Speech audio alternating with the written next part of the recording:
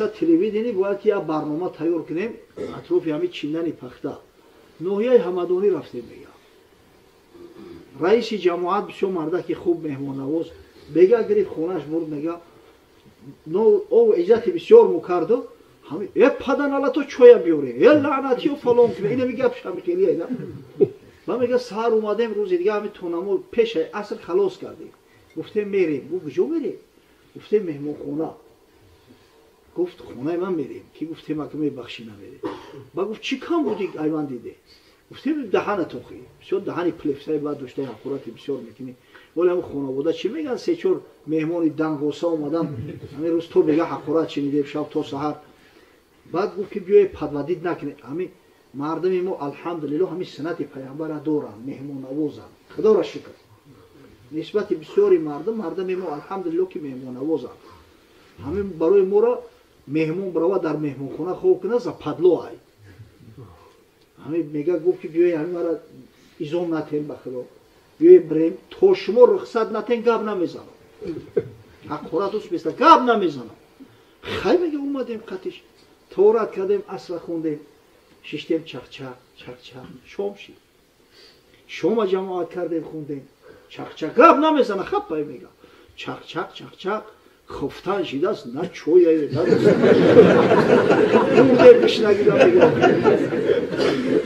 ман мега ҳамдигар ҳамтари сирт сирт нигаҳ дорем. як вақт мега гуфт ки ҳамта ду шавар дошт мега. баъд гуфтем гап зан иҷоза ҳастай? я чӣ пурсамтон ҳо гишна монде? ман мега гуфтем ҳо хай гуфт мара иҷозат метем ман фаъолият кунам. ман гуфтем майлаш ба ҳамин дараҳо кард бар падар мекише меҳмонҳоро. баъд мега сархон омада баъд авхот омада охи нахост зиндагиро ба ҳамин дараҷара биёрим нахост ба дараҷаи говгадан шава ҳамин хонавода ки то замони ҳақоратш накунед ба меҳмона чой наёрад. حضرت مولوی قصه میکنم. مولوی روم بسیار یک حکایه عجیب و غریب است. اکثریت اهل این مسجد نشنیدنش از همون خاطر ذکرش میکنم اگر چنده که در بعضی موضوع ها ایرا بیانم کرده بودم. حضرت میگوید آن یک مرغ گرفت از مکر دام. مرغ او را گفت ای خواجه همام. یک شخص تور میمونه در تورش یک پرنده میافته. همون پرنده ها که بیچاره را اسیر میکنه که نیت خودلانش داشته است. حضرت خدای تعالی مرغ به زبان میآید از مرغای سخنگو بوده است. این تمثیل است برای با شما. تمثیل. مرغ گفت ای خواجه تو بسا گاوان میشان خورده ای، تو بسا اشتر به قربان کرده ای، تو نگشتی سیر زانها در زمان هم نگردی سیر از اجزای من. ای مردکی خوب گفت یا فکر که در طول حیاتت ایقا گاوی تو خورده ای، ایقا گوسپند بزی تو خورده ای، شترها خورده ای. حاضر اگر بپرسیمت میگه که شکمم بوی طعام نبورده است، هیچ خوک نخوردم. از این قدر شتر و گاو سیر نکردی ای همین 10 گرم گوشتی من سیر میکنی. هیل مرا تا که 3 پندت بردیم تا بدانی زیرکم یا ابلهم. از او دا گفت مرا سرتی 3 نصیحتت میکنم انشالله فایده و منفعت میبینی. اولی آن پند هم بر دستی تو، ثانیش بر بام کهگل بستی تو. برای آن که دل دور نرو که همین مرغک فند میکنه نصیحت یکمه در بالای کف دستت میکنم اگر معقول شد سرمتی. نصیحت دیمه در بالای بامت در بام کهگلیت. وان 3 پند دهم من بر درخت تا از این 3 پند گردی نیک بخت. بعد پند 3 وقتی که از خانه برو اومدم بالای درخت شیشتم بعد میتونم. آنچه بر دست است این است آن سخن که محال راضی کس باور مکن. نصیحت اول اگر کسی یک سخن محال گفت باور نکن، بشنوه که قبول نکن. اگر یک پنی که انداخت باور نکن. اگر گفت بالفرض که تو ولی جوان هستی بگرد بخر بچر بگرد چی جان تقام میتی، اون سفید کشیدی پنسیونر شدی با مسجد میرای نمازا را به جماعت میخونی، باور نکن که محال است. زیرا اجل برای هر کس مقدر است از جانب خدا. عجل به پیری و جوانی کار نداره.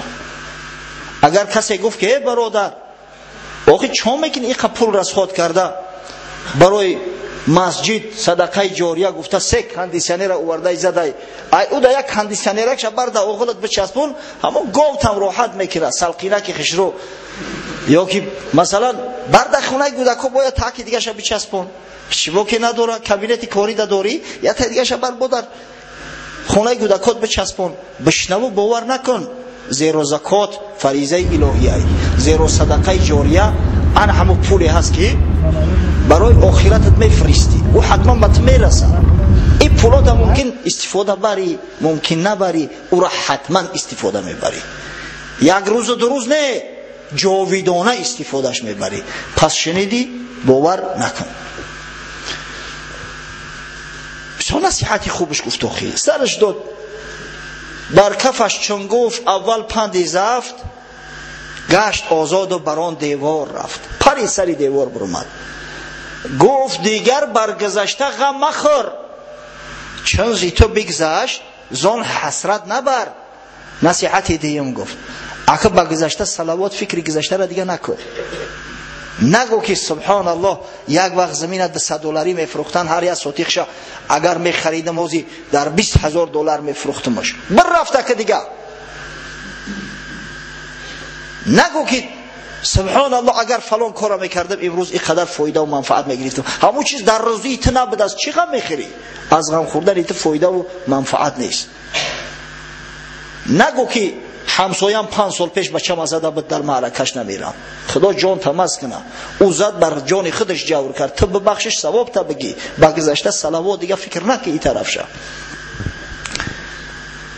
بعد از آن گفتش که در جسمم کتیم 10 درم سنگ است یک در یتیم دولتی تو بخت فرزندانی تو بود آن گوهر به حق جانی تو.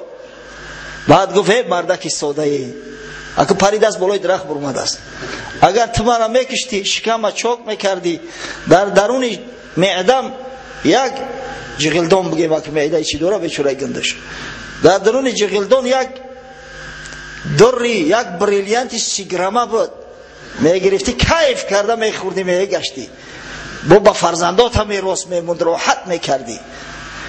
فوت کردی در که روزیت نبود که نباشد مثل آن در در وجود او خیل بریلیانتی کلون در دنیا نیست هیک کیف میکردی افسوس که از دست رفت رزق روزیت نبود است. آنچنان که وقتی زادن حامله ناله سازد خواجه شد در غلغله.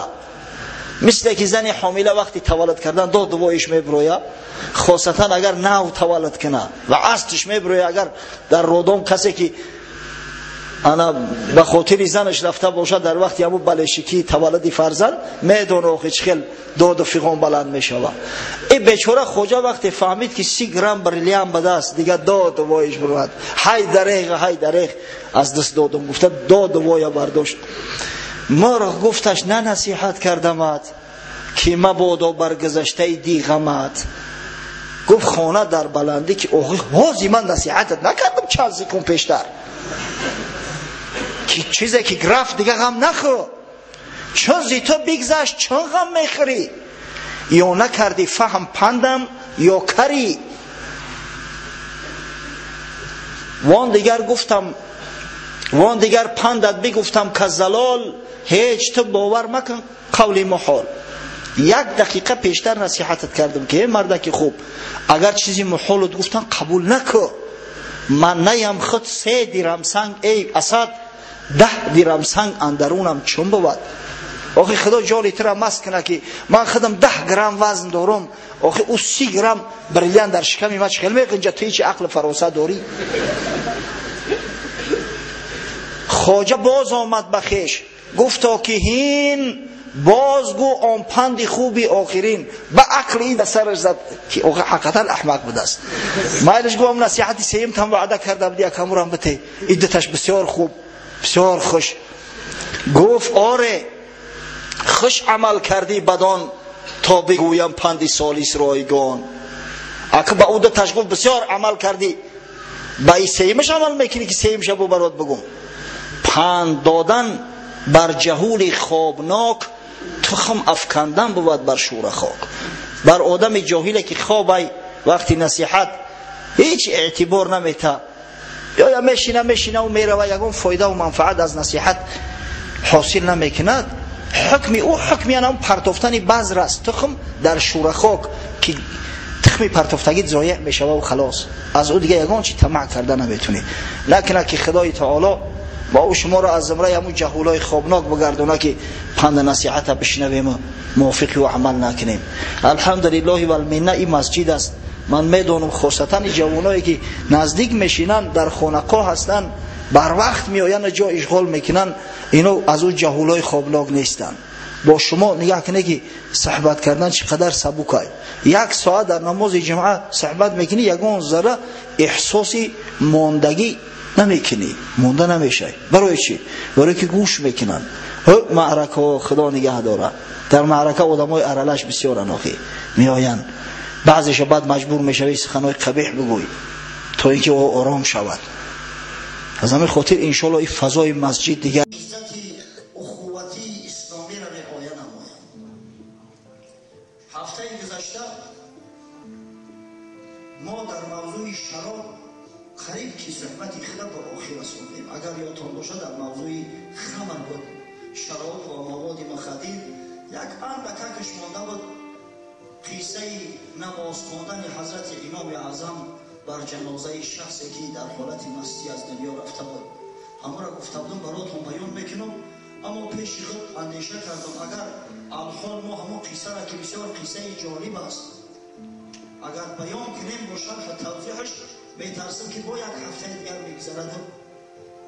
وعده ای که ما برای شما دادیم در موضوع اندک صحبت کردن حول صحابیان گرامی پیغمبر صلی الله علیه و سلم با سخن نخواهیم گفت. امروز واقعا احتیاج مردم ما به دانستن تاریخ اسلام از هر وقتی طبیعه شدیدتر است. متاسفانه اکثر جامعات تاریخ اسلام خود، تاریخ دین عزیز خود، تاریخ ملت خود را واقعا نمیدونند و این با ثبوت رسید است که هر خلقی که تاریخ خود نمیدوند، تمدن خود نمیدوند، او خلق، او مردم منقوط شدند. شخصی که تاریخ خود نمیدوند، با تاریخ دین مبین خود افتخار نمیکند، والله او نه نام دارد نه ناموس. از کجا دیگر ناموس اسلامی در وجود او میماند؟ حتی من شاهد حال هستم که بعضی برادرایی که در میان مردم با علم و دانش و معروف هستند، در نظر دارم علمای همه جانبه را، هم دنیوی و هم بعضا دینی، با نام همدان معروف هستند.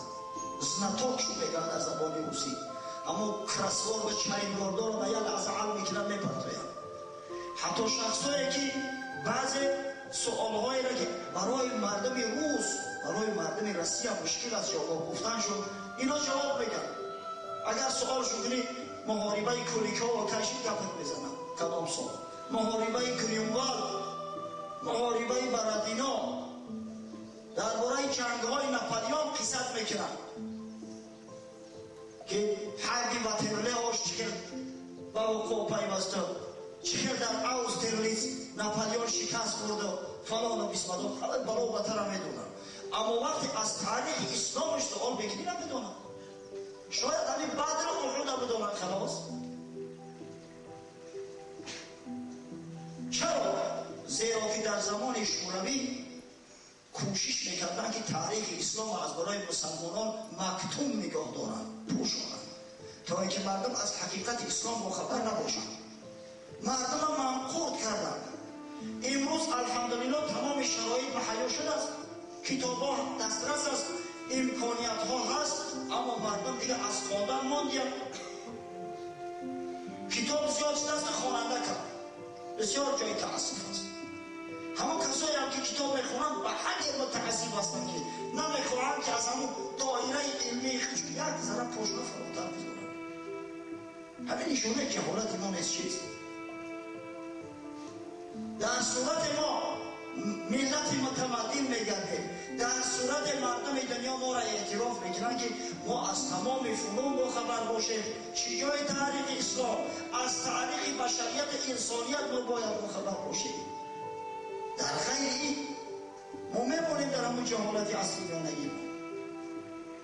از این خاطر میخواهم یک چند هفته را در موضوع صحبت تاریخ اسلام با شما برادرای عزیز سپری گردانیم، خاصتا تاریخ صحابیای گرامی پیغمبر صلی الله علیه و سلم و بالخصوص خلفای راشد رضی الله عنهم، نزدیکترین دوستای پیغمبر گرامی اسلام، شخصایی که تاریخ اسلام را به دست خود نوشتند، شخصایی که اسلام را در تمام عالم منتشر ساختند.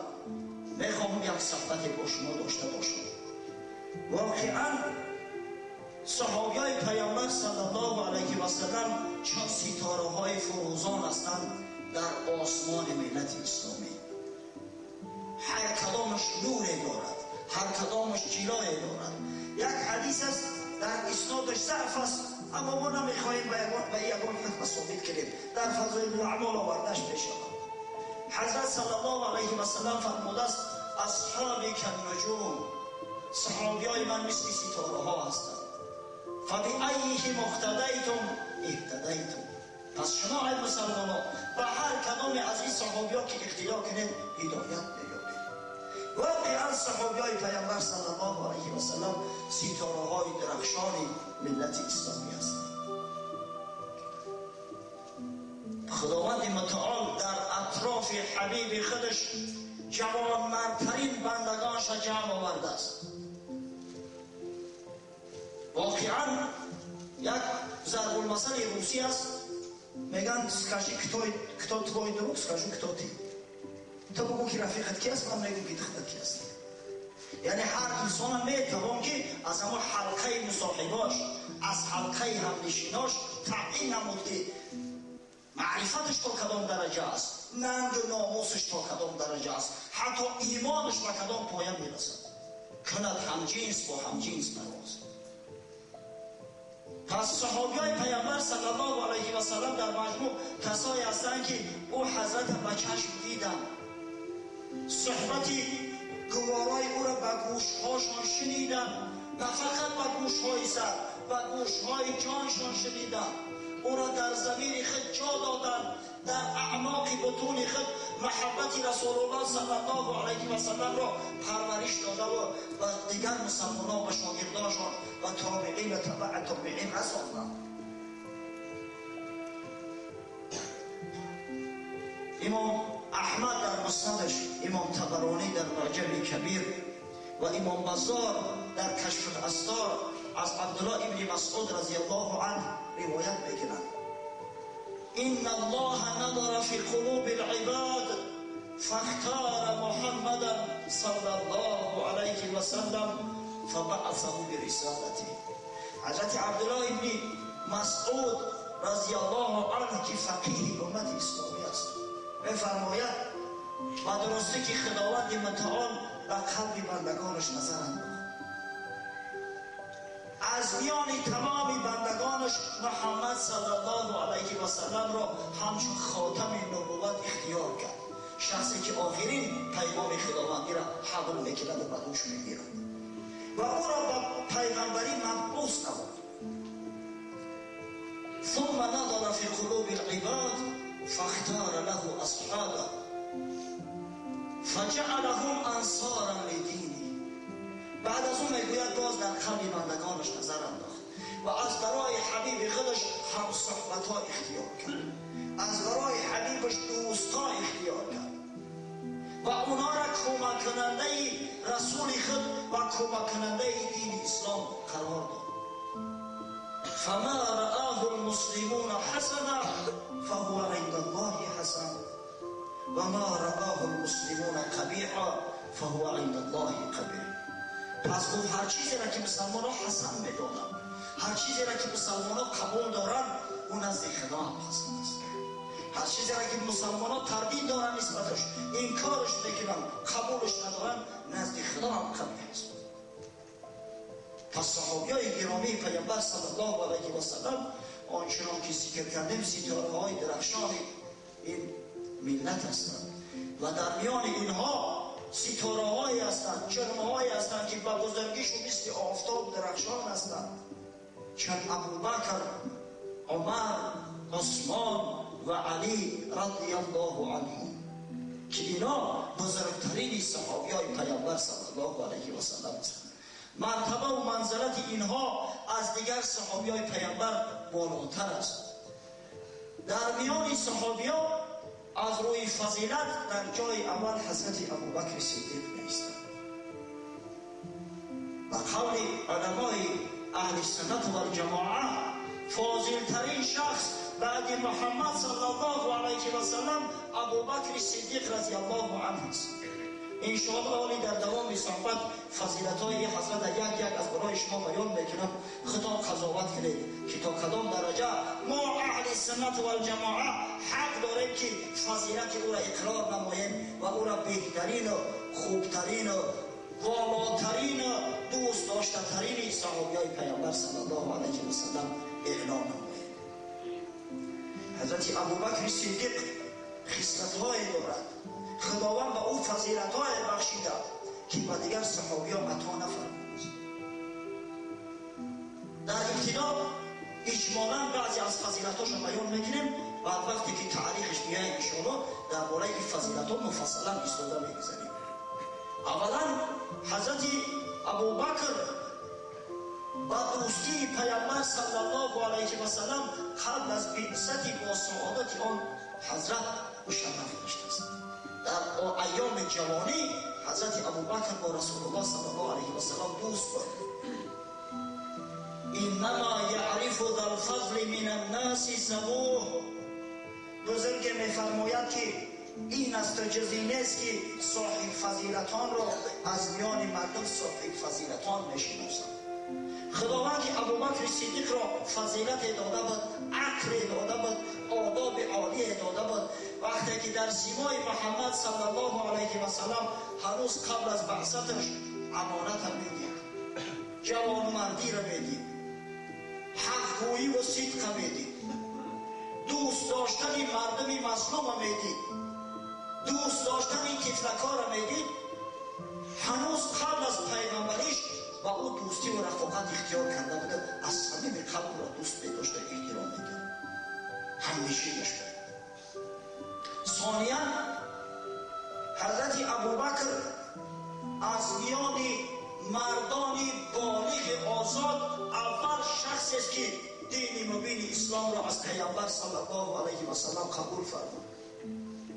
واقعاً قبل از حضرت مادرمان بیبی خدیجه رضی الله عنها، دختران حضرت صلی الله علیه و سلم، حضرت علی کرم الله وجهه، زید ابن حارثه اسلام قبول کرده بودند.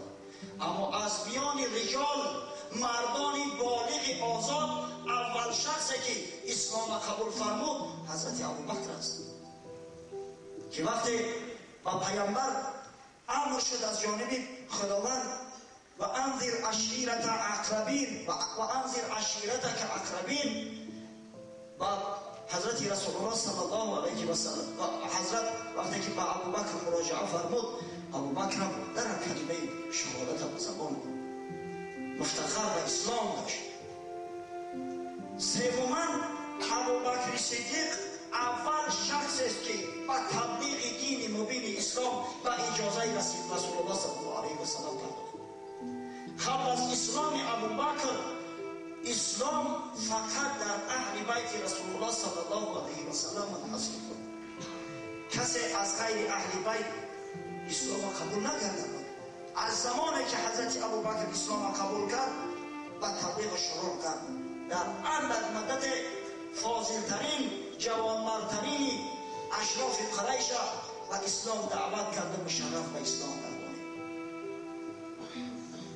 از میان اشخاصی که حضرت ابوبکر سببوار آن شد که اونها دین مبین اسلام قبول سازند میتوان حضرت عثمان ابن عفان، عبدالرحمن ابن عوف، زبیر ابن عوام، طلحه ابن عبیدالله، سعد ابن ابی وقاص، ابو عبیده ابن جراح، سعید ابن زید، فاطمه بنت خطاب و دیگران نام بود که با شرافت دعوت حضرت ابوبکر اونا اسلام قبول کردن و اکثر ایشان در همون عشره مبشره داخل هستند. همون 10 نفری که در حال حیاتشان پیغمبر صلی الله علیه و سلم به ایشان بشارت جنت داده بود. نهایت حضرت ابوبکر در تاریخ یگانه شخص است که مشرف گشت با پیامبر صلی الله علیه و سلم همراه هجرت کرد. ولی انشاءالله در طول صحبت مفصلا بیان میکنیم. و حضرت یاری غار پیغمبر بود در غار ثور، وقتی که اینا از دست مشرکای قریش پناه برده بودن، حضرت ابوبکر در پهلوی رسول الله صلی الله علیه و سلم بود. دیگر اینکه حضرت ابوبکر یگانه شخص است که تمام مسلمانان او را یا خلیفت رسول گفته مراجعت میکردند. حضرت عمر، حضرت عثمان، حضرت علی رضی الله عنهم با نام امیرالمؤمنین معروف بودند، با تخلص امیرالمؤمنین مردم به اونا امیرالمؤمنین گفته مراجعت میکردند. اما به حضرت ابوبکر یا خلیفه میگفتند، یا خلیفه رسول الله. این عنوان حضرت ابوبکر است که خداوند او را مشرف کرده.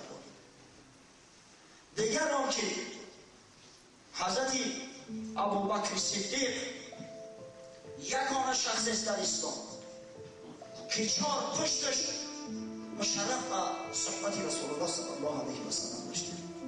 4 پشتش. پدرش مسلمان شده بود، مصاحب یکی از صحابه پیغمبر محسوب میشد، ابو قحافه. خود حضرت مسلمان بود. فرزنداش، پسراش هم دختراش و نبیرهاش صحابیای پیغمبر صلی الله علیه و سلم هستند. چی نبیرهای پسری و چی نبیرهای دختریش. در اسلام غیر حضرت ابوبکر کسی نیست که 4 پشتش صحابی پیغمبر صلی الله علیه و سلم باشه. همه خدمتگارای اسلام باشه. و نهایت حضرت ابوبکر یگانه شخص است در طول تاریخ بشر که یک پیامبر مرسل و آن همچین پیامبر مثل محمد صلی الله علیه و سلم از قفاش نباز خوانده است. غیر ابوبکر در تاریخ هیچ مرد را خدا خلق نکرده است که یک نفر پیامبر از قفای او اقتدا کنه نماز کنه. واقعا این بسیار یک شرف بزرگ است. انشاءالله ولی در موضوع خودش بیاید و صحبت بکنیم. قول امام ترمذی، قول امام بیهقی را که به سقوط رسانیدیم اقتدا کردن رسول الله صلی الله علیه و سلم را و ابوبکر رضی الله عنه در نماز. این بود چند از فضیلت‌های صاحب رسول الله صلی الله علیه و سلم، خلیفه رسول ابوبکر صدیق رضی الله عنه که به طریق فشرده از برای شما بیان کرده. اکنون بیاید یک نظر و تاریخی بزرگوار اندازیم که کیست و چی کسی است، چی نام دارد، کی تولد شد، همراه پیامبر صلی الله علیه و سلم در اسلام چگونه قدم زد. البته که ما مفصلی بعد رفته نمیتوانیم، ما نمیتوانیم تمام واقعه و رخدادهای حیات او را بیان کنیم. اگر به این شکل صحبت کنیم قسم به خدا ممکن که 10 ساعت هم برای ما کفایه نکنیم. از این خاطر همون جاهایی را که من لازم میدانم، جاهایی که واقعا انگیزنده و محرک محبت مسلمانان شده میتوانند و خود به سمت شما میرسانند. حضرت ابوبکر صدیق نامش عبدالله است. ابوبکر کنیت آن حضرت است که به همین کنیت معروف است. و از پس که خیلی رسول الله صلی الله علیه و سلم او را ابوبکر گفته مراجعت میکرد، از این لحاظ تمام ملت اسلامی با نام ابوبکر او را میخوانندش و بسیار کم شخصا یافت میشود که نام واقعی او را بدانند. نامش عبدالله است، کنیش ابوبکر. عبدالله ابن عثمان. پدرش هم که با کنیه ابو قحافه در تاریخ معروف است، نامش عثمان است، نامی که پدر و مادر با او گذاشتن عثمان است، یعنی عبدالله ابن عثمان ابوبکر ابن ابی قحافه رضی الله عنهما از پیامبر صلی الله علیه و سلم 2 سال و چند ماه خورتر است. اگر تاریخ ولادت و سعادت جناب سرور عالم را مؤرخین عام الفیل نگاشته باشند، عام الفیل اکثر محققا میگویند سال 570 هجری 570 میلادی است. 570 میلادی. بعضیا 20 اپریل گفتند، بعضیا 20 اوگوست گفتند، اما اکثر محققا میگویند که همین عام الفیل سال 570 هجری است. اگرچه در بعضی کتابا 569 گرفتیم، در بعضش 571 گرفتیم، اما همین 570 به حقیقت موافقت میکنند. زیرا یک مستشرق معروف است با نام کنسین د پرسیوال یک کتاب 3 جلده دارد تاریخ اسلام، در همونجا اثبات کرده است، یعنی که دلیل حجت‌های زیاد آورده است با حساب‌های نجومی و همون تقویم‌ها، و خلاصه میگه که اکثر محققان به همین قرار آمدن که سال عام الفیل همون 570 هجری است. پس مادام که پیامبر صلی الله علیه و سلم در سال 570 هجری به دنیا آمده باشد، سال تولد حضرت ابوبکر صدیق 572 میلادی است. 2 سال و چند ماه از حضرت خورتر است و او از قبیله قریش است، از بطن بنی زهره، از اشراف قریش است. از بس که امکانیت و شرایط خوبی داشتن، علم خوبی نیست در خودی کسب کرد، همون مقداری که در جزیره العرب معروف بود، یعنی خوانده و نوشته میتوانست. و چون اکثری اشراف سادگان قریش از جوانی به تجارت است، به خاطر تجارت به شام سفر میکرد، به یمن سفر میکرد، کاروانها می آورد، به تجارت مشغول بود و در اندک مدت، یعنی تا همون زمانی که پیامبر صلی الله علیه و سلم و پیامبری مبعوث گشت، در کتب تاریخ آمده است که 40,000 درهم جمع آوری نموده بود. 40,000 درهم، من یک حساب سری دستکی کردم، تقریبا 350 تا 400,000 دلار میشه که او وقتی مبلغ بسیار مبلغی کلان بود، خصوص برای مردم جزیره عرب که اکثرشون قشاق بودن، بینوا بودن و پول هم خرد داشتن واسه بزن.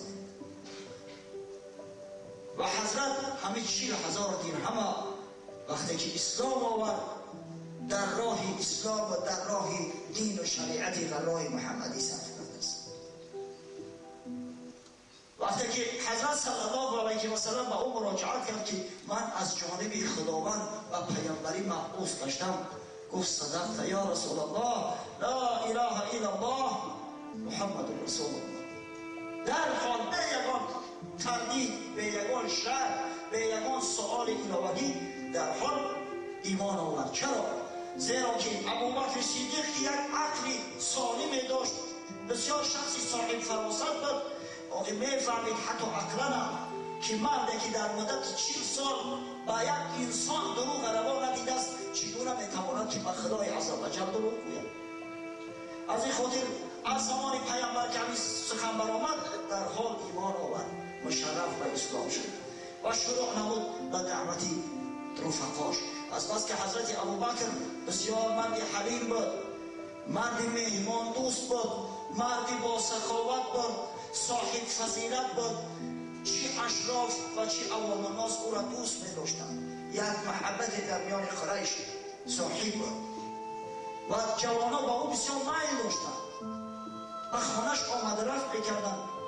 زمان پس در یک صحبت خاصه حضرت ابوبکر به رفیقاش مراجعت کرد که تا کی بتپرستی، تا کی در شرک و در کفر زندگی کردن؟ امروز خداوند ملت عرب را سرافراز گرداند که از میانه ایشان خاتم نبوت محمد صلی الله علیه و سلم را مبعوث ساخت. پس ای برادران ایمان بیاره، جانهای خود از آتش جهنم نجات ببخشه. وقتی که ابوبکر صدیق که با صدق خود در میان مردم معروف بود این سخن گفت، در حال رفقاش، دوستاش، کسایی که میان قریش صاحب مرتبه و منزلت بودن، اونا اکثرش تاجر بودن. عبدالرحمن ابن عوف که از بایترین اشخاص قریش در حال ایمان آوردن و پیامبر. در ابتدا 5-6 نفر معروف ترین شد اسلام قبول کردن، از جمله حضرت عثمان ابن عفان، طلحه ابن عبیدالله، عبدالرحمن ابن عوف، سعد ابن ابی وقاص، زبیر ابن عوام، بعدتر ابو عبیده جراح، ارقم ابن ابی ارقم، سعید ابن زید، عبدالله ابن مسعود و چند زن از جمله فاطمه خواهر عمر خطاب رضی الله عنهم ایمان آوردند و مشرف و اسلام گشتند. و در ابتدا مسلمانان در خانه ارقم ابن ابی ارقم جمع آمدند و در خانه او پیامبر صلی الله علیه و سلم و ایشان از اسلام و از احکام شریعت غرا تعلیم می‌دادند. مادری ابوبکر صدیق طبق بعض روایت ها در بعض روایات تاریخ آمده است که هنوز در زمانی که مسلمانان در خانه ارقم ابن ابی ارقم رضی الله عنه جمع آمدند، روز آمد و صحبت حضرت مشرف گشت مادری ابوبکر ام الخیر و اسلام قبول کرد. اما در بعض روایات دیگر آمده است که مادرش بعدتر مشرف و اسلام گشت است. القصه حضرت ابوبکر این مرد حلیم، این مرد صادق از زمانی که اسلام آورده است قسم به خدا تا آخران رمق حیاتش همیشه صادق بود در اسلام. در لحظه ای که در قلب صحابیای پیغمبر بعضا شیطان زلزله می انداخت، شک تردید وارد میکرد، ابوبکر صدیق اونا را به سکینه دعوت میکرد، اونا را آرام میکرد، تزکیهشون میبخشید. اما این مرد واقعا تا آخر حیات جوانمرد بود، جوانمرد ماند و همچون جوانمرد و صحابی گرامی و فاضل‌ترین پیامبر صلی الله علیه و سلم دنیا را ترک گفت. هر ملتی که چنین جوانمردا دارن انشاءالله هرگز خوار نمیشوند. هر پیامبری که مثل ابوبکر صدیق و رفقای او صحابیا داره انشاءالله شریعتش همیشه دائم است، همیشه پابرجاست.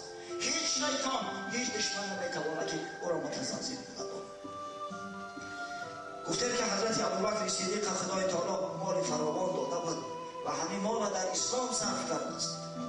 از جمله چندین غلام‌هایی را که دین اسلام قبول کرده بودند و به سبب دین حق، قول حق، خواجگان به مروت ایشان آنها را زجر عذاب میکردند، با پول ابوبکر خریده شده و آزاد گشتند. قصه حضرت بلال شما بسیار شنیده، بابای ایشان مفصلا دیره نقل کرده است در فیتهاش است. انشاءالله حالی اگر پیش خود مقصد گذاشته ایم که وقتی که درباره تاریخ اسلام گپ زدیم، تاریخ حضرت بلال هم یک صحبت خاصه و رویده می شود. از این لحاظ در اینجا درباره آزاد شدن حضرت بلال و طریقه اسلام آوردنش من صحبت نمیکنم. صحبت ما حضرت ابوبکر است. وقتی که موضوع حضرت بلال دررسیده و انشاءالله مفصلا دیگر صحبت میکنیم. در اینجا مجملا بیان میکنیم که حضرت بلال عامر ابن فحیره را، چندین کنیزکا را، از جمله لبینه را، حتی یک کنیزه که عمر ابن خطاب رضی الله عنه را در زمانی که هنوز اسلام نآورده بود و حضرت ابوبکر با پول خود خرید آزادشان کرد. حضرت رسول الله صلی الله علیه و سلم باری در صحبت نشسته بود، گفت ما نفعنی مال قط ما نفعنی مال ابی بکر. گفت قسم به خدا از هیچ مال دنیا من اونقدر منفعت حاصل نکردم آنچنانی که از مال ابوبکر صدیق رضی الله عنه. حضرت پهلوش نشستگی بود، گریان شد، بسیار حلیم بود، قلبش به درجه معنوس بود به پیغمبر و اسلام که در آن لحظه گریه میکرد.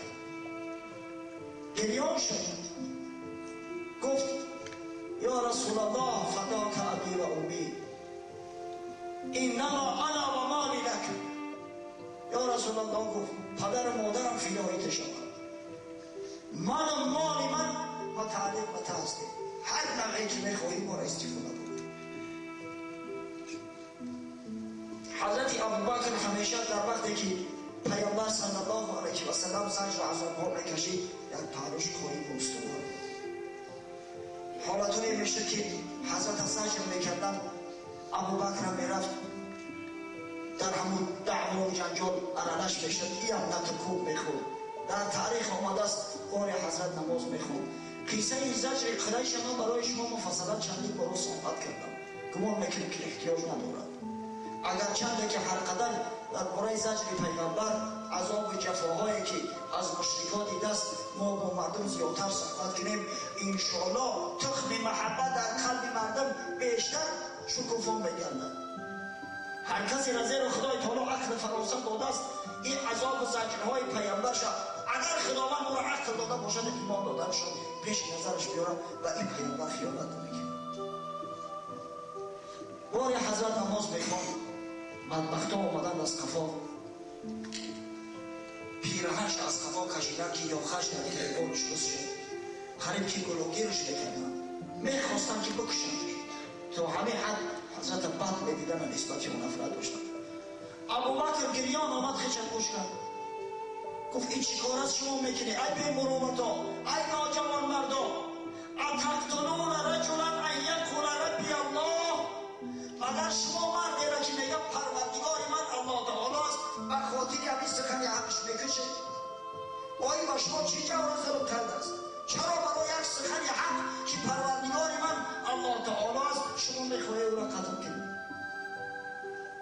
به حل حضرت ابوبکر لتکوبش کردن، لعنت خدا بر دشمنای خدا بر عتبه ابن ربیعه، حتی لگت به شده در روش آنچنان کف که دیگه بینیش بر اخسارهاش هم جویه شد، از روش رفت حضرت و عذابهای آوردنش خانه. در خانه وقتی که هوشش به سرش زد، پرسید که پیامبر صلی الله علیه و سلم چه حال داره؟ گفتن خوب است، احوال تو بدتر است. گفت نه من میخوام ببینیمش. گفتن آخه تو به این حال چه خارج میشه؟ بشین کمی تبابت بگیر بعد ایشالله با میره پیشم و محمد صلی الله علیه و سلم.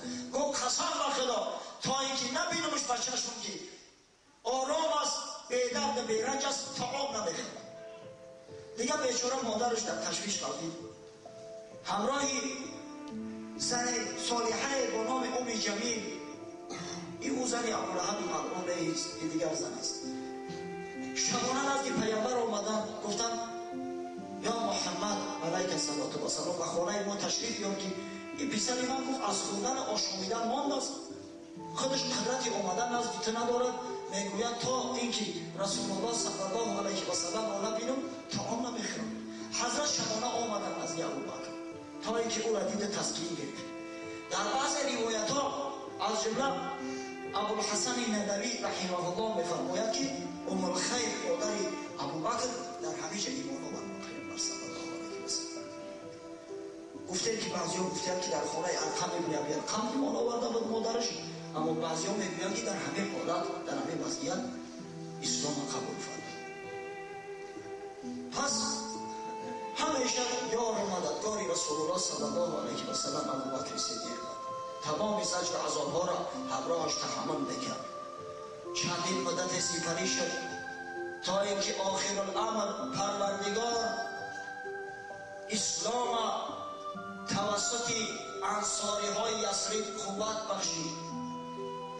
یک آفتاب امید و آرزوها به تجلی شروع کرد از جانب یثرب و پیامبر صلی الله علیه و سلم و صحابیای خود سفارش داد که به یثرب سفر کنند، هجرت کنند.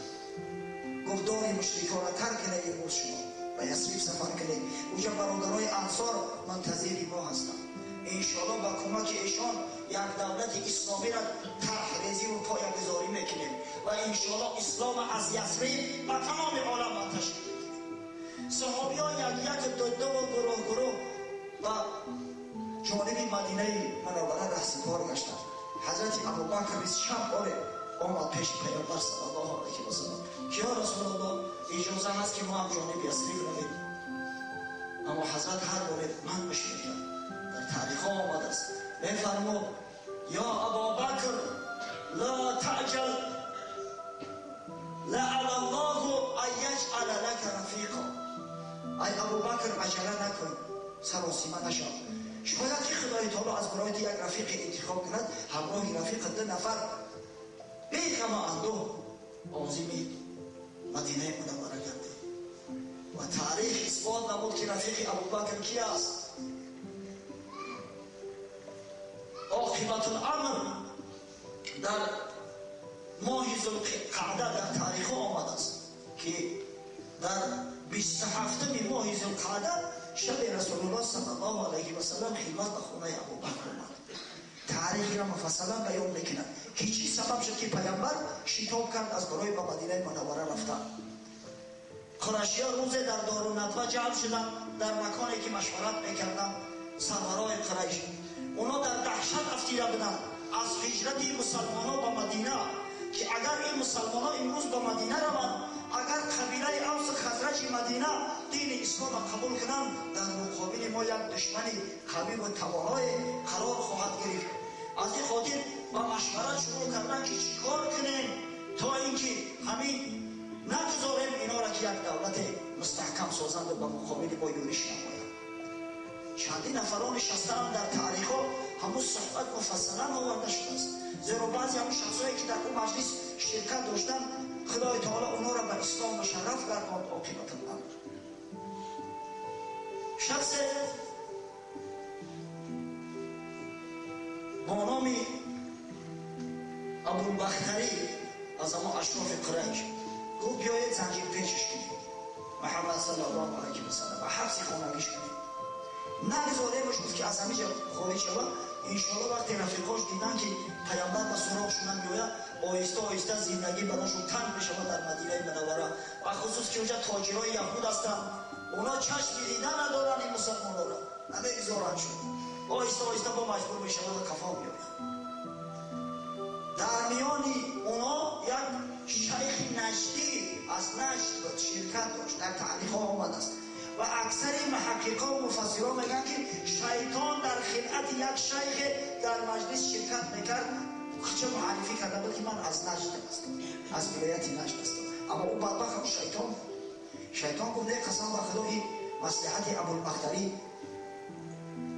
مصلحتی درست نیست، شما اگر این را محکم میکنه دوستا و رفقاش مدینه را بر ضد شما برمیانگیزند، میگذارند این جوان مردای شهرهای خدا که حبیب خدا را شما زنجیر پیش کنین اونا در مدینه منوره استراحت کنند. نه، تمام جزیره را بر ضد و برمیانگیزند، آخرالامر میان کمربندتون را بشکنند، حبیب خدا را آزاد میکنند.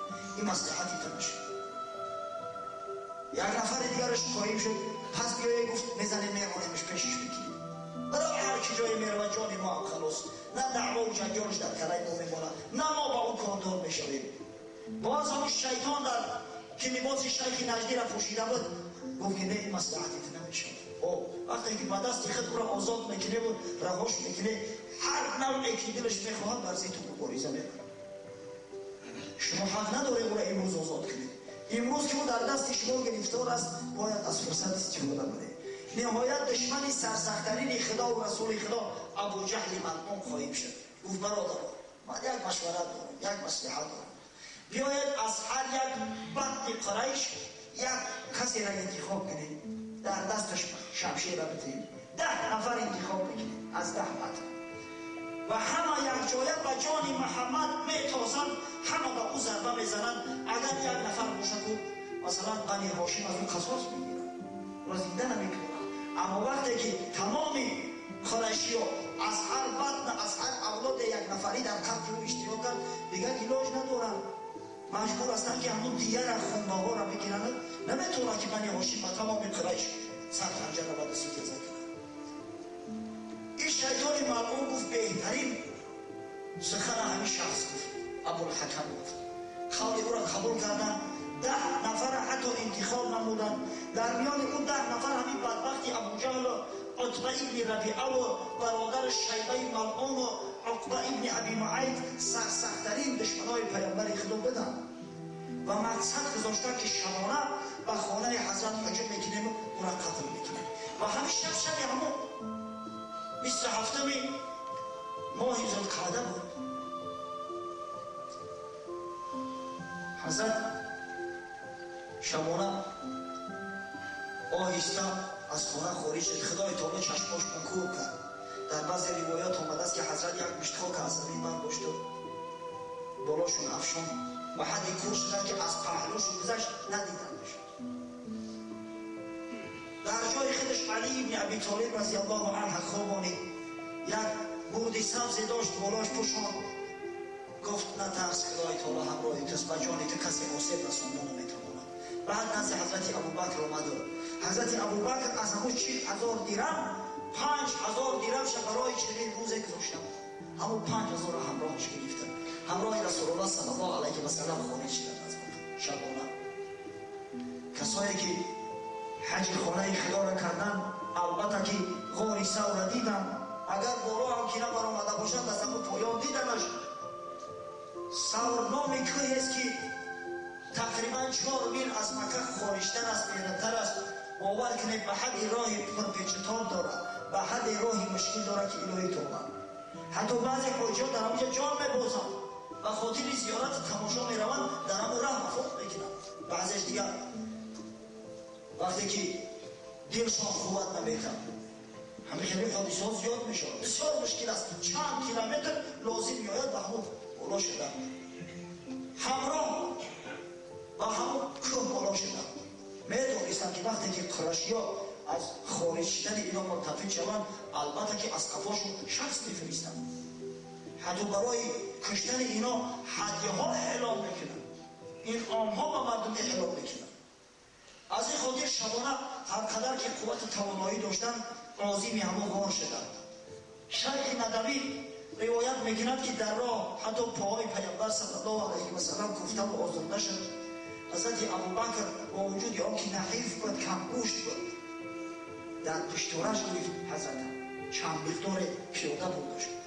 آمدن عاقبت الامر به همون جایی که با نام غار ثور معروف است همونجا رسیدن. گفت یا رسول الله ذره تدرمی توقف که من که داخل شما ببینم. در آمد تفتیش کرد، هموار کرد غار. در قصه آمده است مثلا مصنف رحیق مختوم شیخ مبارک‌پوری روایت میکند که 3 سوراخی دید حضرت ابوبکر. یک پره ایزا شدر آنید، یک سوراخی شد محکم کرد و بعد از او 2 سوراخی دیگر به کفای پاش محکم کرد که مبادا یکان گزنده از اونجا خارج نشود. بعد از او گفت یا رسول الله داخل شود. حضرت که مانده شده بود در آمد سرش در بالای زانوی یار غار خود گذاشته خواب کرد. در همین لحظه امام رزین روایت میکند همین حدیث با اسناد، البته در اسنادش یک ضعفی اندکی هست. اکثر همین روایات تاریخی در اسنادش اندک ضعف دارد. روایت میکند در مشکات شریف هم همین حدیث آمده است که چیز پای ابوبکر صدیق گزید. از شدت درد اشک در چشماش حلقه میزد، اما صداش نبرآورد که مبادا پیامبر صلی الله علیه و سلم خوابش ناراحت نشد. اشکاش در روی مبارک حضرت چکید. سرش برداشت گفت چی شد یا ابوبکر؟ گفت یا رسول الله چیزی پام گزید. حضرت آبی دهنش گرفت، کفی پای رسول الله حضرت ابوبکر و همون کفی پاش و آبی دهانش مالید تا اینکه خدای تعالی اندکی درد او را تسکین بخشید. این افسانه نیست برادر. امام رزین این را به اسناد روایت کرده است. همین قصه غار و گزیده شدن پای حضرت ابوبکر. بعضی مصنفان نقل میکنند متاسفانه امروز بعضی جوانای ابله ما با دعوا میکنند که شما افسانه نقل میکنید. این افسانه نیست، این قصه های تاریخ پیامبر ما و شما هستند. قصه غار و رفاقت حضرت ابوبکر صدیق در غار با رسول الله صلی الله علیه و سلم در قرآن عظیم شأن آمده است. در آیه 40 سوره توبه خداوند متعال میفرماید استعیذ بالله الا تنصره فقد نصره الله اذ اخرجه الذين كفروا ثاني اثنين اذ هما في الغار اذ يقول لصاحبه لا تحزن ان الله معنا. الآیه خداوند میگوید که اگر ای مسلمانان و ای مردم، ای بندگان من، اگر شما حبیب مرا کمک نکنه، خداوند خودش میره صورت میکنه، خداوند خودش کمک میکنه. این یک کمک کننده بزرگی چون الله تعالی داره. و بعد از اون قصه همین کار کرد که وقتی که مشرکای بدبخت او را خارج کردن از مکه، یعنی با سبب زجر و تعدی مشرکا حضرت از مکه خارج شد. سالی اثنین بود، دویم نفر یهود شخصی بود که در غار بوده و حضرت ابوبکر صدیق رفیق شما در اونجا تسکین میبخشید. لا تحزن یا ابوبکر، ای دوستی من تو محزون نشو، این الله معنا، خداوند همراه ماست، چرا تو محزون میشوی؟ خداوند پشت پناه ماست، نگاهبین ما وجود میکنه.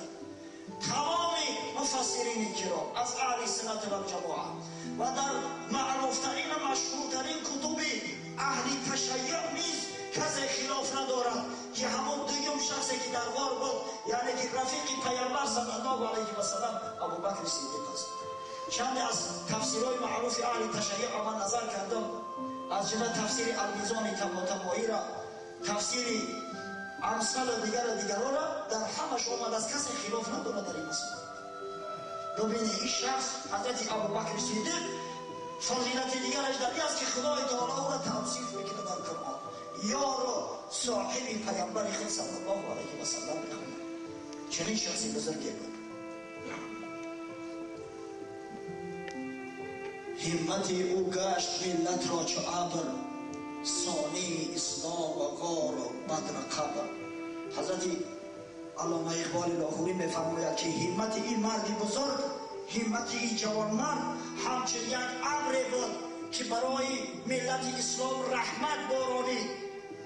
این شخص ثانی اسلام است، ثانی غار است، ثانی بدر است که در علیش در بدر در پهلوی پیامبر صلی الله علیه و سلم و ثانی قبر است که در پهلوی پیامبر صلی الله علیه و سلم در خاک گذاشته شده است. چنین جوانمرد است حضرت ابوبکر صدیق. مدت 3 روز، جمعه، شنبه، یک شنبه در همون غار سکونت کردند، زیرا قریش وقتی که سحر حتی همون شبانه وقتی که میخواستند پیامبر را به قتل رسانند آمدن، وقتی بستر برداشتن دیدن که حضرت علی که خود بداری به بلوغت نرسیده بود خواب است. از پیامبر سوالش کردن، گفت نمیدونم. خارج شدن و ترس هراس خانه ابوبکر صدیق آمدن، در کوفتن. اسمای دختر حضرت ابوبکر در بروشان باز کرد، پرسیدن که پدرت کجاست؟ گفت نمیدونم، قسم به خدا شب به خونه نبود. ابو جهل ملعون لعنت خدا بر او یک مشت به همون زن فرو کوفت. این دشمنای خدا نامردن، جوانمردی ندارن. یک دخترک که هنوز آن شوهر نکردن، یک مشت بروش فرو کوفت.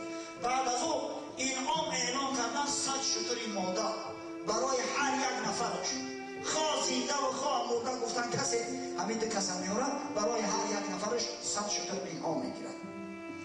بعد شروع کردن از کفاش با جستجو. بالای همون که بر آمدن، خدای تعالی از بس که چشماش مکور کرده بود از بالای غار گذاشتن. حتی حضرت ابوبکر به تهلوکت آتید، گفت یا رسول الله، یا را ببین، اگر یک نفرش همین خدماش نظر اندازد ما او تر میبینم. حضرت در جواب فرمود، در صحیح بخاری آمد است که یا ابوبکر ما ظنک باثنین الله ثالثهما.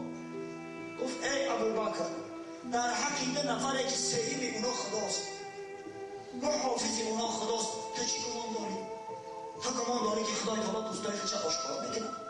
نه، قسم به خدا، لا تحزن این الله معنا، هرگز محزون نشد، اینا هرگز ما را نمیومد، خداوند همراه ماست.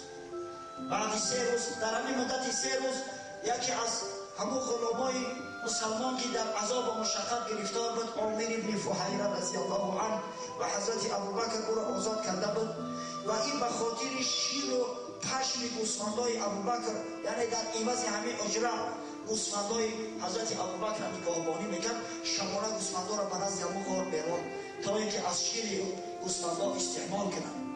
حضرت وقتی که 3 روز گذشت، نهایت روز دوشنبه در 2 شتر سوار شدند.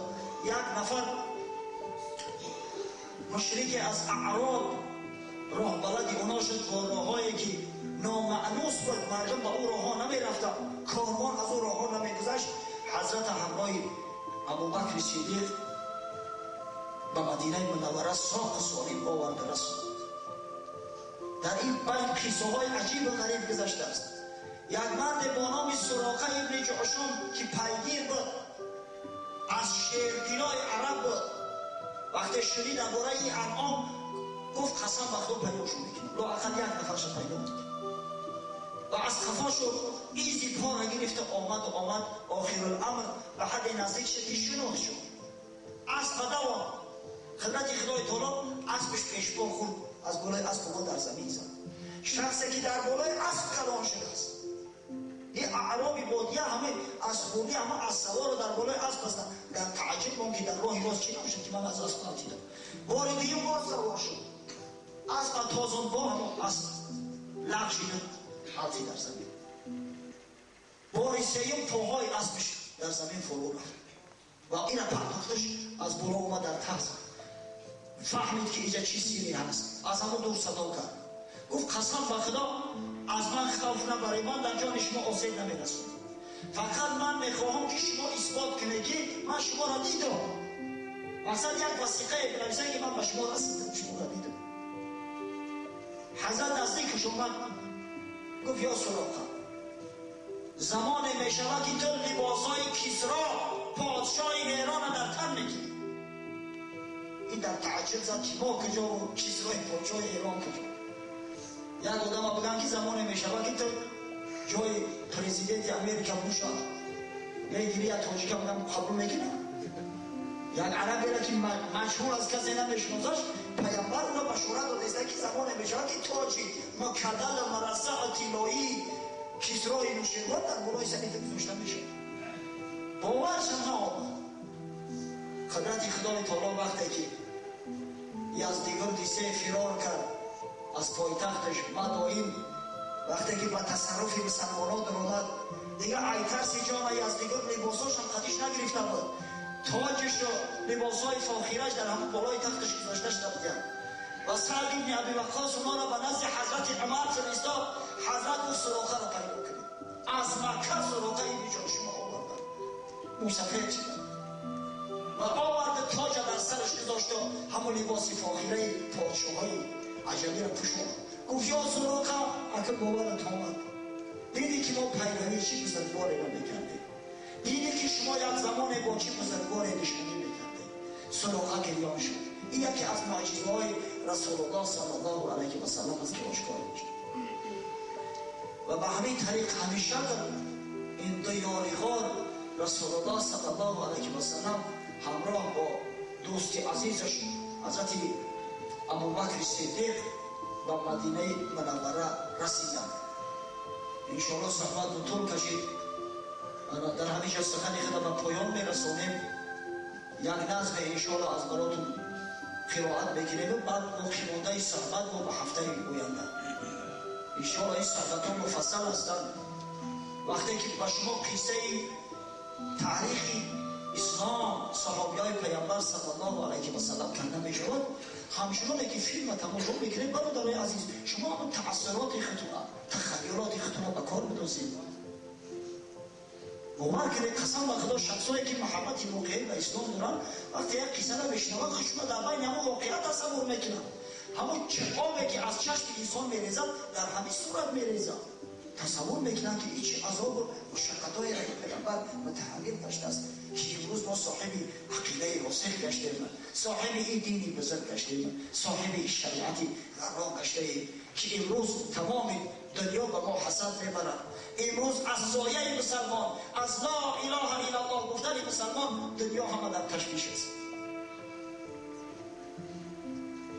علامه اقبال لاهوری یک نظم دارد در وصف ابوبکر صدیق رضی الله عنه، میفرماید من شب صدیق را دیدم به خواب، گل ز خاک راه او چیدم به خواب. یک شب میگوید حضرت ابوبکر صدیق در خواب دیدم، گل ز خاک راه او چیدم به خواب.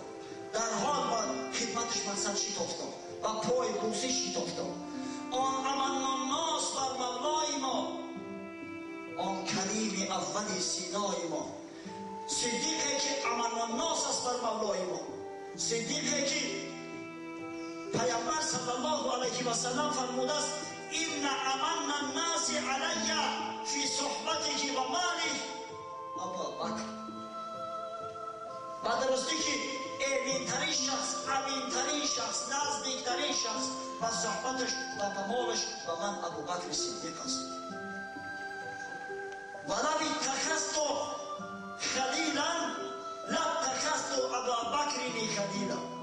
حضرت میگه اگر من یک خلیل برای خود انتخاب میکردم، دوستی نزدیک، البته که حضرت ابوبکر صدیق خلیل انتخاب میکردم. ولکن اخوة الله و مودته، اما خداوند ما را هممون برادر اعلام کرده است. اخوت اسلامی و مودت را در میان مردم اعلام داشته است.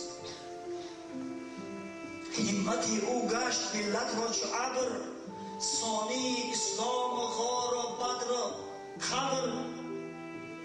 گفتمش ای خاصه خاصان عشق، عشقی تو سرمطلع دیوان عشق.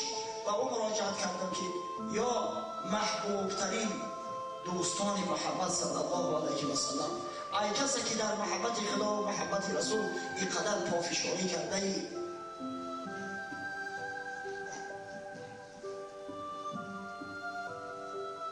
گفتمش ای خاصه خاصان عشق، عشق تو سرمطلع دیوان عشق.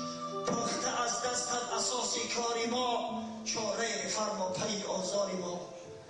و او مراجعت کردم که تو با وجود آن که جسمت نحیف بود، با وجود آن که 30 سالت به جای رسیده بود، با وجود آن که به سبب همون زهری که همون مار در غار ثور به تو زده بود تمام حیات عذاب کشیدی و درد رنج کشیدی و عاقبت الامر و سبب همون از دنیا گذشتی. با وجود این وقتی که محمد صلی الله علیه و سلم از دنیا گذشت، بیرق اسلام پرتو افشان کردی، دین اسلام در عالم منتشر کردی، نگذاشته که هیچ مشرک با مسلمانان سرپنجره بود، نگذاشته که در نیم جزیره عربستان هیچ قبیله که مرتد شده بود به جزا ماند. از یک طرف با فارس و جنگ خواهیم شدی، از طرف دیگه با قیصر روم استوار شدی، در محاربه شکست شد دادی، کمربند چون شکستی. ای جوان مرد، چاره فرما پی آزاری ما. امروز ما مسلمانان خار و ذلیل شده ایم، امروز دشمن بالای ما مستولی گشته است. برای ما یک مشورت بده که چیکار کنیم که مثل مسلمانای زمان اول ما صاحب عزت باشیم، صاحب آبرو باشیم، صاحب اعتبار باشیم. گفت تا کی در هوس گردی اسیر، کتاب از سوره اخلاص گیر. گفت سبب ضعف شما آن است که شما اسیر هوا و هوس دنیا شده. آخه برای شما را همین سوره اخلاص کفایه است. شما از سوره اخلاص از قل هو الله احد باید آبتاب بگیره. این که در 100 سینه پیچد یک نفس، سیر از اسرار توحید است. یک نفس لا اله الا الله در 100 سینه پیچید و این لا اله الا الله دنیا را متزلزل گردان و این لا اله الا الله چشم مردم را بینا کرد. مگر همین سیر توحید الهی نیست؟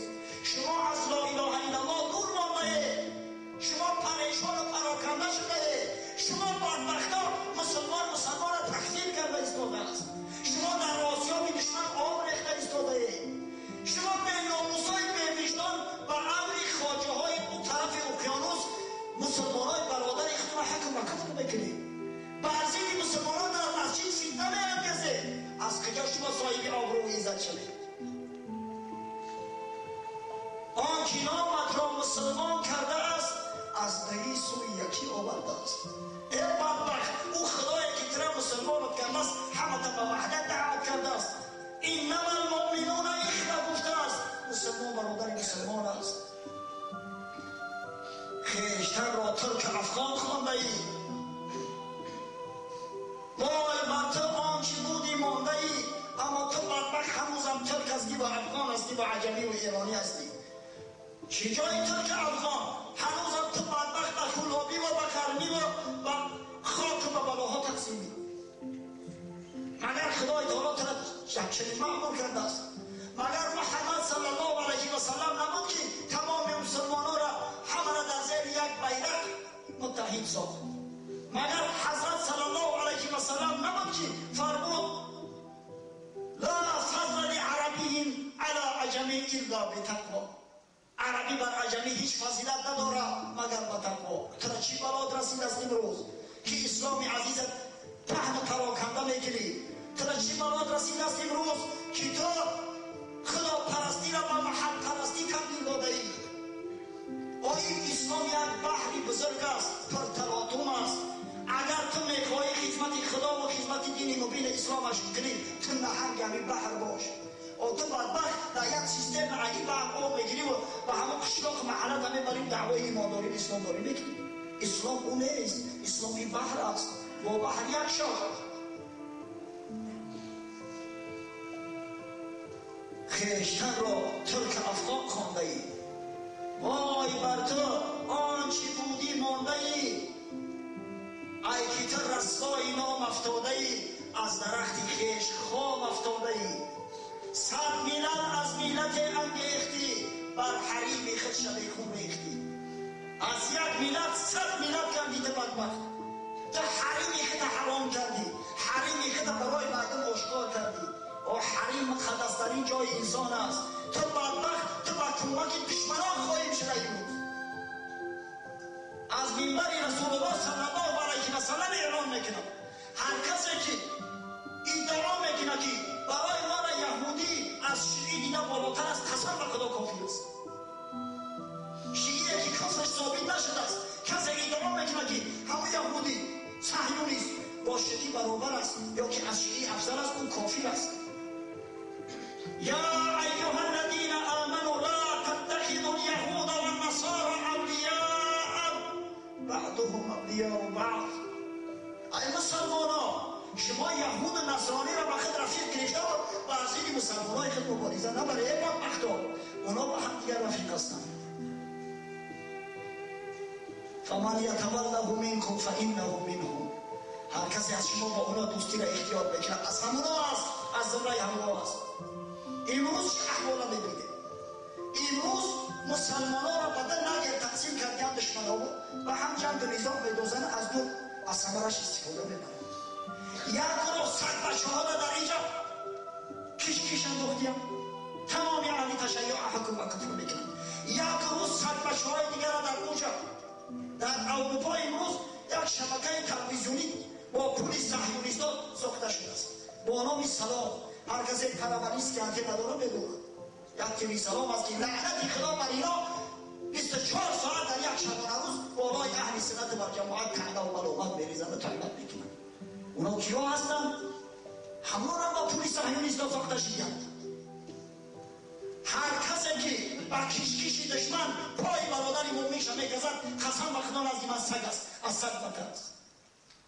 انشالله این روز وقت تمام شد، ولی هفته آینده صحبت خدا تمام میدیم. بسیار بسیار خواهش میکنم ما باید یک شب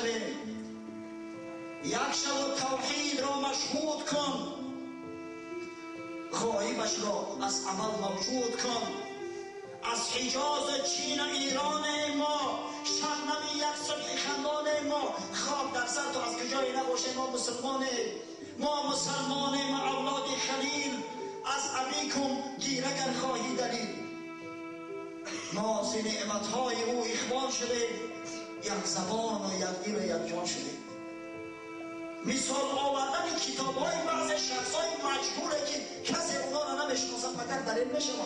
روتان سیاه‌کیاخی شما عالم است و کتاب می‌خونه، شما کتاب‌های معتبر را بخونه، کتاب‌هایی را که اهل تشیع او را قبول دارند. واقعاً کسی که سخن کفر از زبانش می‌بره نزد ما کافر است، نزد ما اهل تشیع هم کافر است. هر کسی که ازواج مطهره پیامبر صلی الله علیه و سلم فعلا و زنا میزند او کافر است، نزد اونا هم کافر است. انشاءالله این موضوع این مسئله را با مفصل‌تر صحبت خواهیم کرد. متاسفانه وقتی ما با آخر رسید، در آخر دعا میکنیم که خداوند ملت اسلام رو بیدار و هوشیار گرداند، پروردگار نگذارد که دشمنان اسلام توسط صد بچگان خویش مسلمانان را به هم شوراند خداوند ملت مسلمان را یک فراست یک بصارت عطا کند تا اینکه بتوانند مکر دسیسه و حیله و فتنه را از حقیقت جدا نمایند. خداوند ما و شما را زبانان را گویا گرداند که همیشه دعاگو باشیم آنچنانه که پیامبر صلی الله علیه و سلم نزد خداوند دعا میکرد اللهم ارینی حقیقت الاشیاء کما هی. پروردگارا حقیقت اشیا را آنچنان که نزد تو محقق است آشکار است همچنین به ما نمایان کن. همچنین خداوند حقیقت اشیا را به ما و شما آشکار سازد.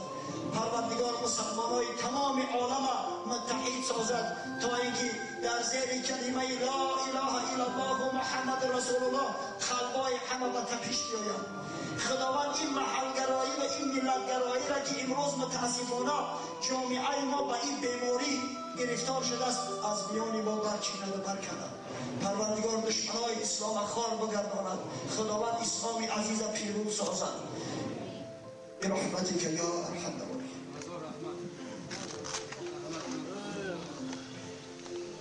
از به امامتی او اما اگر چنین ضرورت نباشد بسیار جمله کنید سر امامت بسیار دعوانه کنید، زیرا که باور کنید مسئولیتش به حد بزرگ است که قسم زیاد از صحابیای پیغمبر از امامتی کردن میگریختند، خوف داشتند.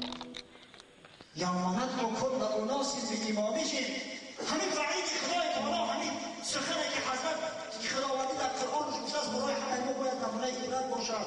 روزی که دعوت بکنیم هر گروه را همراه امام شد. امام پیش خم از قفا سوال و جواب همه نمازها در ذمه امام است. الامام ضامن، امام ضامن نماز قوم است. این مسئله را اتباس خدمت کنید. و یک گروه دیگری از برادران خواهش دعا دارند. بعضی از برادرای مسلمان نیت سفر خارجه ندارند، به خصوص به فلک روسیه. دعا میکنیم که خداوند سفرشون را به خطر گرداند. پروردگار یک برکت مثبت و اونا عطا کند که دست خالی به خانه بر نگردند، بلکه نفقه اهل بیت خویش را فراموش ننموده خود یا به دست رفقای خود بفرستند. یک گروه دیگر از جوانان هستند که امتحان دارند در مکتب، زمان امتحان سر شده است. دعا میکنیم که خداوند ایشون را موفق بگرداند. پروردگار به اونا علم با عمل نصیب و مزید و بیند. بالله من الشيطان الرجيم بسم الله الرحمن الرحيم الله الواحد الأحد الفرد الصمد الذي لم يلد ولم يولد ولم يكن له كفوا أحد.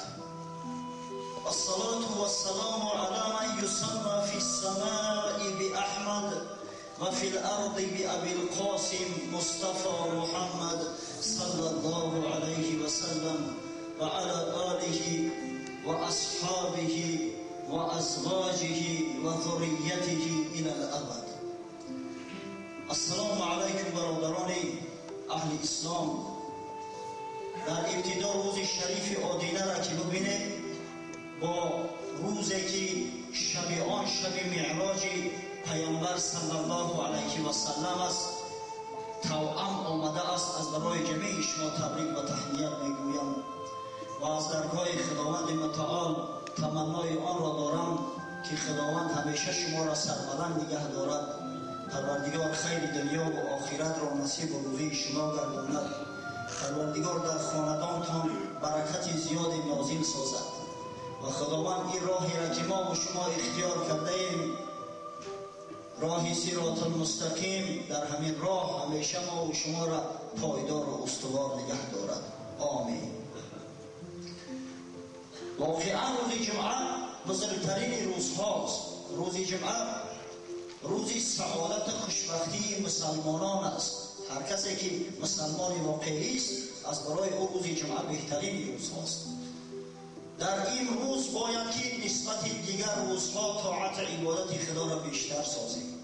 در این روز باید به پیامبر صلی الله علیه و سلم بیشتر و زیادتر صلوات فرستیم. انشاءالله این مایه خوشبختی ما در دنیا و سبب نجات ما فردا روز قیامت خواهد گشت.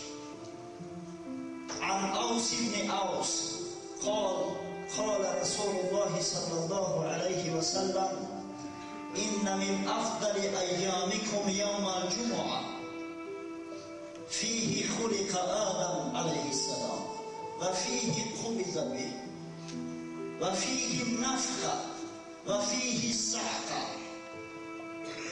فأكثروا علي من الصلاة فيه فإن صلاتكم معروضة علي.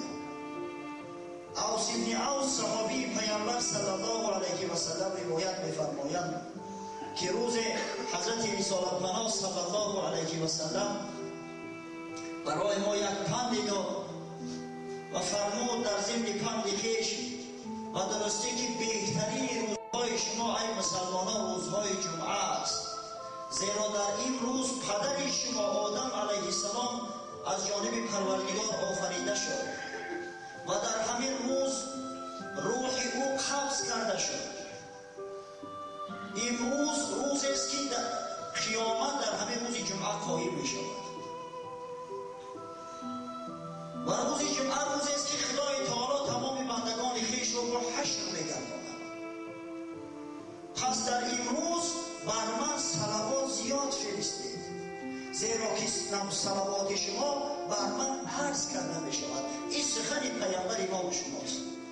مرد از میان مردم قایم شد، گفت یا رسول الله کیف تعرض صلاتنا علیک و انت عرمت یا ارمت یعنی بلیت.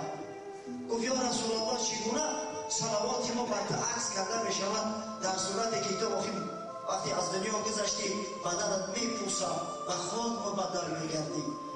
آنچنانه که متاسفانه امروز یک گروه برادرای گمراه ابله ما ادعا میکنند که بعد موندن دیگر دعا کردن و سوی پیغمبر و توسل جستن به پیغمبر چی فایده دارد مادام که اون مرده است جسمش پوسیده است فلان و بسمنان. همین مردم همین سوال کرد که یا رسول الله صلوات های ما چیگر به تو عرض کرده می شود در صورتی که جسمی تر خواب میخورد میپوسد. حضرت فرمود ان الله حرم علی الارض ان تأکل اجساد الانبیاء. خداوند گفت بر زمین حرام گردانیده است خوردن جسدی پیغمبران. حدیث را ابن ماجه در سنن خویش روایت میکند و امام حاکم در کتاب المستدرک علی صحیحین به شرط امام بخاری روایت کرده است و امام ذهبی در تلخیص با امام حاکم موافقت کرده است. یعنی حدیث صحیح است. برای ما همین مقدارش کافی است. سفسده عرض معنی برای ما هیچ وجهی ندارد. پس در امروز باید ما و شما صلوات بر محمد صلی الله علیه و سلم بیشتر و زیادتر ارسال داریم. ما 3 جمعه درباره فضیلت‌های حضرت ابوبکر با شما صحبت کردیم و عاقبت الامر به هفته گذشته که هفته 3 بود شروع کردیم و غزوه‌ها و لشکرکشی‌های مسلمانان در زیر سرپرستی و حکمرانی حضرت ابوبکر و جای رسیدیم یادتان باشد که اگرچند که وضعیت بسیار متشنج بود، شدید بود، زیرا که تمام جزیره العرب و پا خسته بود، بعضیان مرتد شدن بعد امام قبول کردنشان، بعضی های دیگر که اصلا منافق بودن بر دروغ خود مسلمان میگفتن باز به همون کفر نفاقی خود برگشتن. بعضی های دیگر اگرچند که ایمانهای خویش را حفظ کرده بودن اما نمیخواستن که زکات و مرکز اسلامی و حکومت مرکزی تسلیم فرمایند. تمام جزیره العرب به شور آمده بود. بر زمین یک چند نفر بدگهرها دعوای نبوت پیغمبری نیز کردند و مردم گمراه و جاهل متعصب از صفای اونا رفتند. در چنین یک حالت و وضعیتی که واقعا پرآشوب بود، اول عملی که حضرت ابوبکر صدیق رضی الله عنه انجام داد فرمانده پیامبر محبوب اسلام است صلی الله علیه و سلم که همون لشکری را که پیامبر صلی الله علیه و سلم قبل از وفات خود مجهز ساخته بود و سروری لشکر را به اسامه ابن زید پسر زید ابن حارثه رضی الله عنهما سپاریده بود. حتی به دست مبارک خود یک لیوا بیرقی را نیز بسته و به دست اسامه تسلیم کرده بود پیامبر صلی الله علیه و سلم. اما وقتی که حضرت به بیماری مبتلا گشت، لشکر هم دیگر منتظر ایستادند که عاقبت کار چی میشه باشد. اول اقدامی که ابوبکر صدیق خدای رحمت مغفرتش کند انجام داد، فرستادن همین لشکر بود به سوی روم. اگر چند که صحابی ها آمدن التماس زیاد کردن که یا خلیفه رسول امروز ما حق نداریم که مدینه را به سپاه مانیم، زیرا خطر آن است که دشمنان از دور و نزدیک با هم جمع آمده به مدینه منوره میتازند، شاید که مسلمانان را از دم شمشیر بزرانند. مقصد اینا ناپاک است. چگونه ما رزمندگان خدا قوت اساسی خدا به خارج مدینه میفرستیم؟ اما حضرت در کار خود قایم و استوار بود. سوگند یاد کرد والله ما رددت جیشا جهزه رسول الله صلی الله علیه و سلم ولا حللت لواء عقده رسول الله صلی الله علیه و سلم بیده. قسم به خدا گفت لشکری را که پیامبر خود مجهز ساخته است من او را دیگه پراکنده نمیکنم، و اون بیرقی را که پیامبر به دست مبارک خود بسته و در دست اسامه ابن زید تسلیم کرد من دیگه اون را باز نمیکنم. و لشکر را فرستاد. مسافه بی نهایت دراز، شاید که قریب 1000 میل راه باشد از حجاز تا و شام. لشکر اسامه ابن زید از میان جزیره العرب و سوی روم که قوی ترین دولتی دنیا بود، همین دولتی اول قدرت بود، یکی فارس و دیگری روم، روانه شدند. مردم جزیره قبایل در تعجب ماندند که این مسلمانان اگر دیوانه شدند، جای آن که به محافظت خود کوشند، جای آن که شهر خود مستحکم سازند، اینها با وجودی آن که تمام جزیره العرب، تمام قبایل غیر 3 موضع، غیر مدینه، مکه و طائف و مقابل اینا برخواستند، باز با روم میخواهند جنگ کنند. با اضطراب نگاه میکردند که عاقبت کار چه شود. گفتند شاید ابوبکر قوه‌های زیادتر دارد، شاید کسی به مددش آمده باشد که قدر مغرورانه اعتنای به قبایل دشمن نکرده از میان سینه جزیره العرب چون شیران مست عازم روم هستند. ببینه حضرت ابوبکر خدای تعالی که الهامش داده بود و یک عمل 2 نشان رساند که اولا فرموده پیامبر خدا را انجام داد، ثانیا تمام قبایل در دلشون وقت و ترس داخل کرد که از این معنی میگردد مسلمانان قوی میدید مادام که چنین یک لشکری را به سوی روم سفر برمیکنند. اسامه با لشکری خیش داخل روم شد و در یک مبارزه با لشکری که قوت آنها، شماره آنها از مسلمانان قریب به چند زیاد بود غالب آمد. باری اول در تاریخ لشکری روم شکست داد و پس گشت.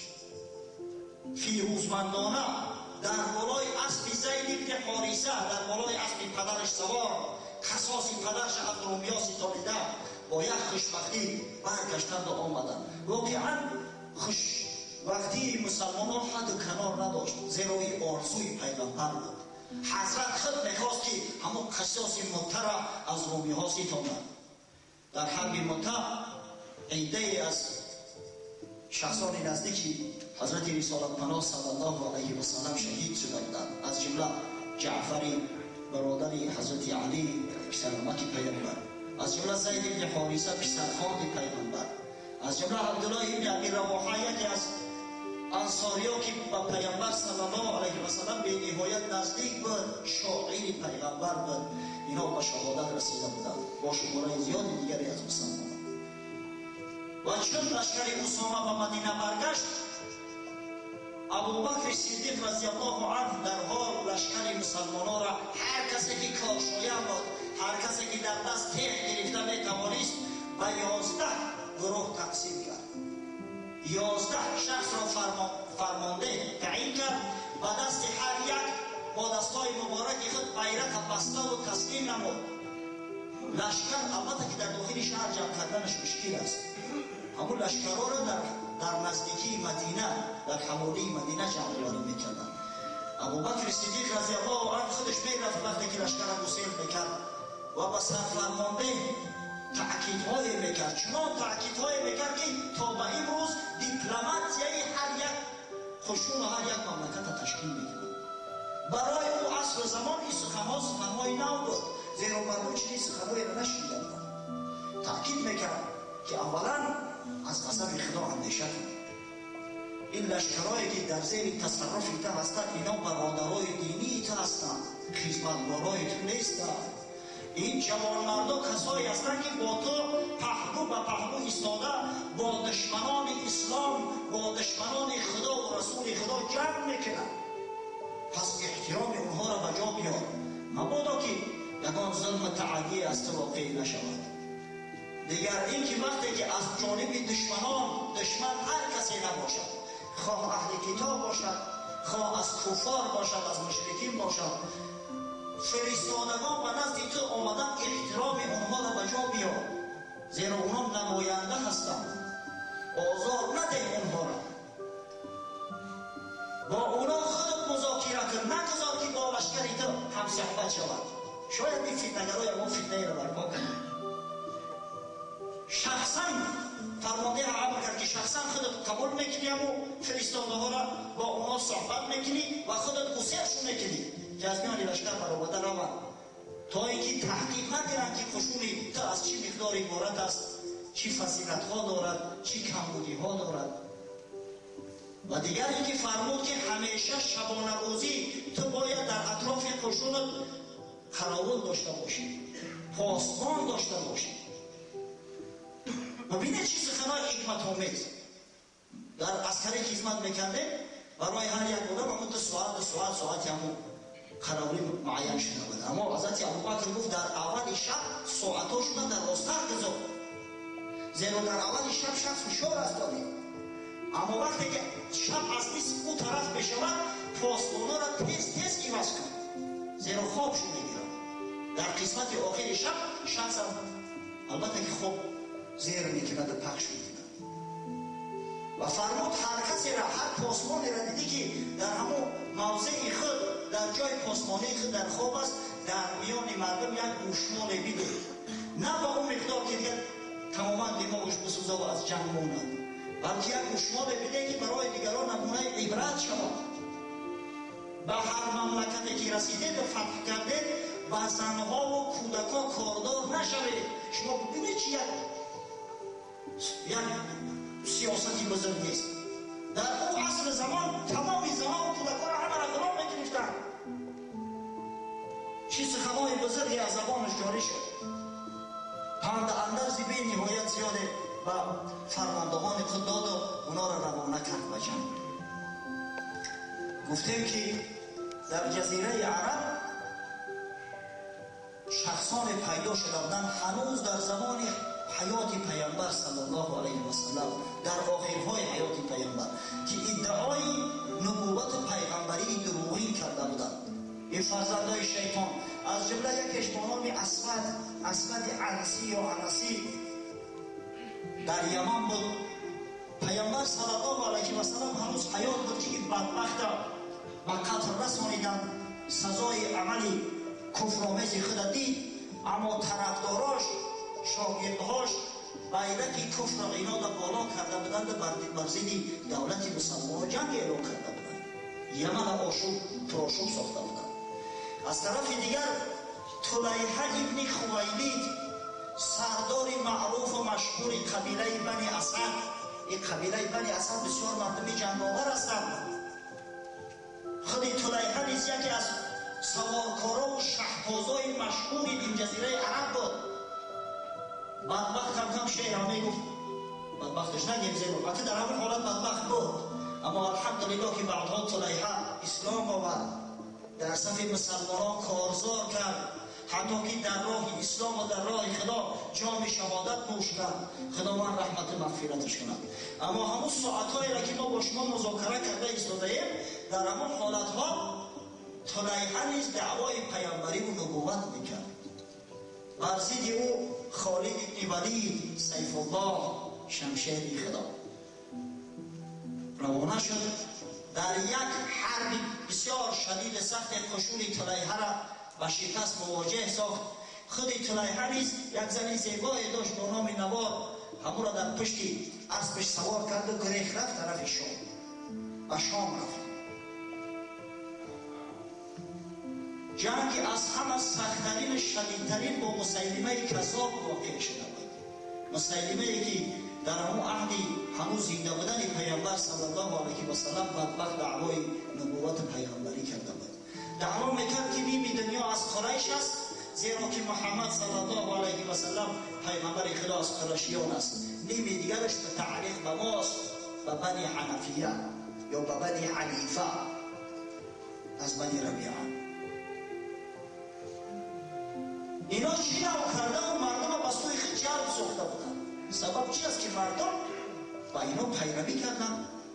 اصلا همی سبب دو چیز است. یکیش جهالت بیسوادی و نادانی، دومش تعصب قومی و قبیلوی. حالی انشاءالله در این موضوع مفصل‌تر صحبت می‌کنیم.